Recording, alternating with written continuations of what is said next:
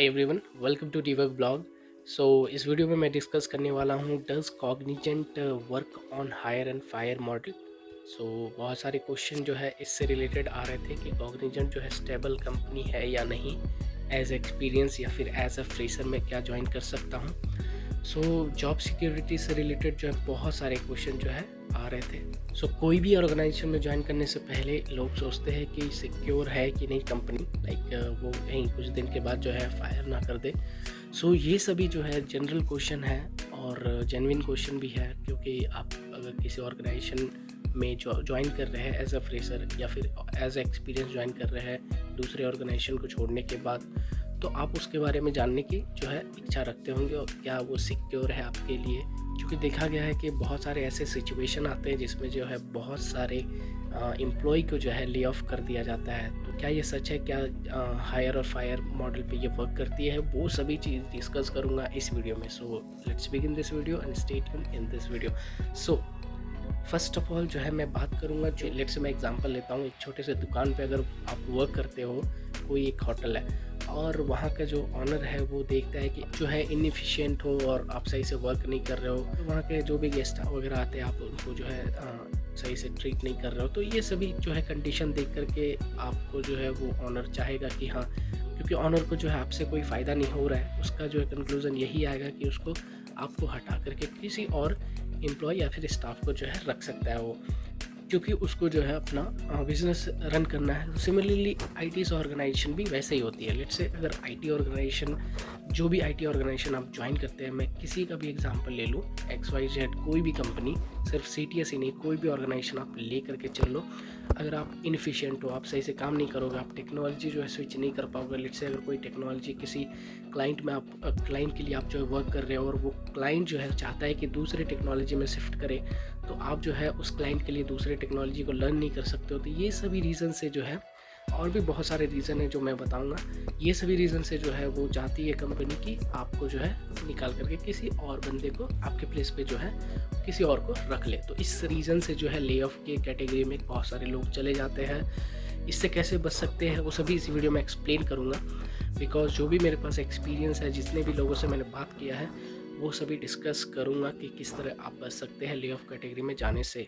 So first of all मैं बात करूँगा फ्रेशर को। अगर आप एज अ फ्रेशर किसी ऑर्गेनाइजेशन में जाते हो, तो आपको ये सोचना ही नहीं चाहिए कि ये कंपनी जो है इनसिक्योर है या फिर स्टेबल नहीं है, ऐसा कुछ सोचना ही नहीं चाहिए। क्योंकि आपको स्टार्टिंग में जो है आपका करियर जो है, आप करियर ग्रोथ को जो है ग्रो करते हो धीरे धीरे। तो जैसे आपका करियर ग्रोथ होगा, वो क्यों कैसे होगा, आप जब काम करोगे, आप किसी प्रोजेक्ट में वर्क करोगे, आप जो है उस प्रोजेक्ट में प्रोएक्टिव रहते हो, तो आप जो है लर्न करते हो, और अगर लर्न करोगे तभी जो है आप अपने करियर को जो है सुधार पाओगे। सो ये आप जो है इनसिक्योरिटी वाली बात आप सोचो ही नहीं, आप एज अ फ्रेशर जा रहे हो, क्योंकि आपके पास कोई बर्डन नहीं है, आपकी कोई फैमिली की जिम्मेदारी नहीं है। हाँ, रेयर सिचुएशन में बहुत सारे लोगों को ऐसी फैमिली कंडीशन होती है जिसमें जो है डिपेंडेंट बहुत सारे हो जाते हैं उस जॉब से रिलेटेड। सो वो सभी मैं डिस्कस नहीं करूँगा। तो फ्रेशर अगर ज्वाइन किया तो आपके ऊपर उतना बर्डन नहीं है, आप जो है फ्रीली जो है आप चांस ले सकते हो, आप जो है ट्राई कर सकते हो, आप जो डिफरेंट चीज़ें जो है एक्सपेरिमेंट कर सकते हो। तो बेसिकली तो एज ए फ्रेशर आप जो है ये सभी को चीज़ों को आप नहीं सोचेंगे तो बेटर होगा। सो बहुत सारे ऐसे कैंडिडेट होते हैं, ऐसे लोग होते हैं जो चाहते हैं कि उनको जो है कम्पिटिटिव जो है एक इन्वायरमेंट मिले।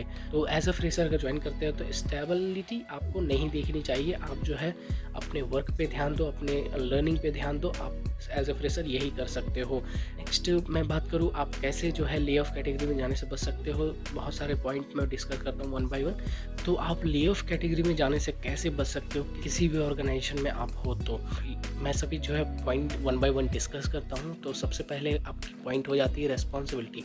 अगर आपको किसी प्रोजेक्ट के लिए या फिर किसी टास्क के लिए आपको असाइन किया गया है मैनेजर के थ्रू, बॉस के थ्रू या फिर लीड के थ्रू, तो आपको जो है उस टास्क को अपनी रिस्पॉन्सिबिलिटी में ऐड करते हुए आपको जो है उसको टाइम से कंप्लीट करना चाहिए।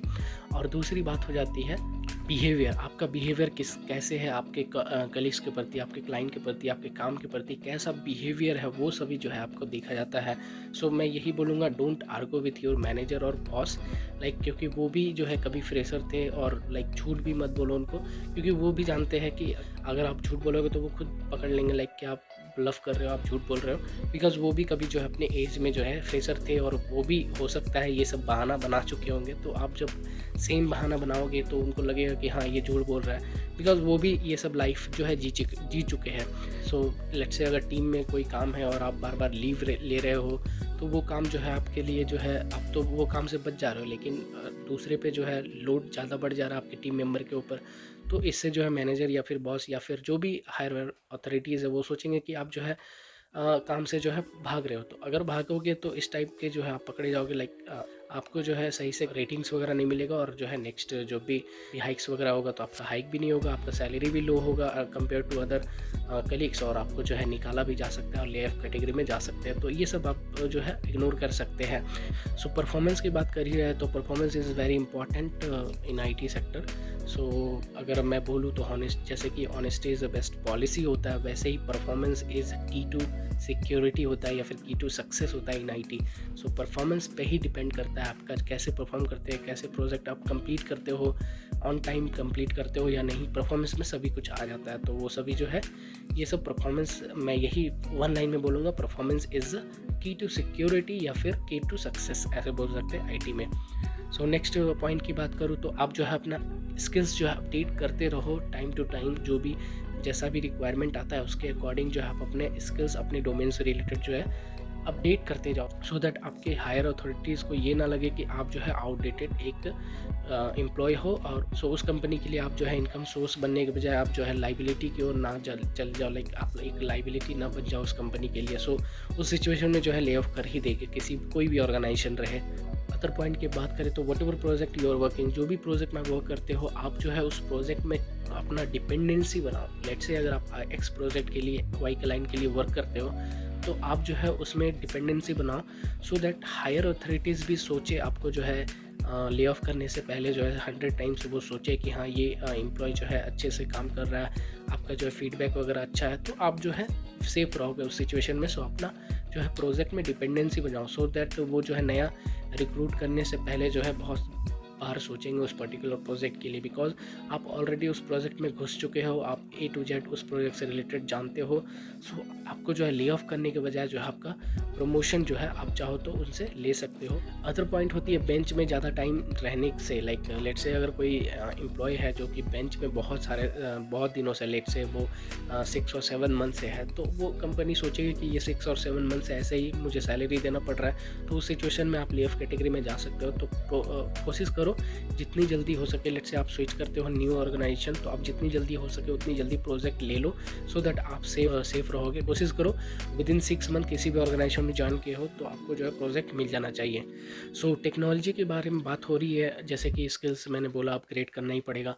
सो लेट से मैं एग्जांपल लेता हूँ, लेट से अगर कोई क्लाइंट है ABC, सो ABC जो क्लाइंट है, लेट से अगर वो एक्स टेक्नोलॉजी यूज़ करती है अभी फ़िलहाल, और वही ABC ऑर्गेनाइजेशन जो है, वही ABC क्लाइंट जो है चाहती है कि मूव करना वाई टेक्नोलॉजी में। सो आपको जो है उस सिचुएशन में अगर आप ABC प्रोजेक्ट में रहना चाहते हो तो आपको जो है वाई टेक्नोलॉजी सीखना पड़ेगा। इसलिए जो है मैं बोलूँगा, लाइक आप जो है अपना स्किल्स जो है अपडेट करते रहो टाइम टू टाइम, जो भी आपके डोमेन से रिलेटेड होती है। अदरवाइज़ अगर आप नहीं अपग्रेड करते हो तो कंपनी जो है चाहेगी कि दूसरा बंदा आ जाए आपके प्लेस पे जो वाई टेक्नोलॉजी ऑलरेडी जानती है। तो बेटर है आप ले ऑफ कैटेगरी में जाने से पहले आप जो है अपना टेक्नोलॉजी सीख लो। सो ये सभी पॉइंट से आप समझ सकते हो कि आप ले ऑफ कैटेगरी से कैसे बच सकते हो। सो इस तरीके से ले ऑफ कैटेगरी से बच सकते हो, और इस तरीके से मैं बोल सकता हूँ हायर और फायर मॉडल पे कोई भी ऑर्गेनाइजेशन जो है वर्क नहीं करती। वो डिपेंड करता है सिनारियो के ऊपर कि आप कैसा सिनारियो उनको देते हो। जैसा लगेगा उनको कि आप जो है इनएफिशिएंट हो या फिर वर्क नहीं कर रहे, जो पॉइंट मैं बताया हूँ आप उसमें बिलोंग करते हो, तो आप जो है ले ऑफ यानी कि फायर कर दिए जाओगे। तो ये सिचुएशंस पे डिपेंड करती है। मैं बोलूँगा हर ऑर्गेनाइजेशन का जो है एक अपना वर्किंग मॉडल होता है। तो आप जो है अपने काम पे ध्यान दो, रिस्पॉन्सिबिलिटी को समझो, और अपना स्किल्स जो है अपग्रेड करते रहो। आप कभी भी जो है हायर फायर मॉडल में नहीं बिलोंग करोगे और ले ऑफ कैटेगरी में नहीं आओगे। सो इस वीडियो में बस इतना ही। कैसा लगा ये वीडियो कमेंट करके ज़रूर बताना। नेक्स्ट वीडियो मिलते हैं, till then take care. Subscribe ज़रूर कर लेना प्लीज़।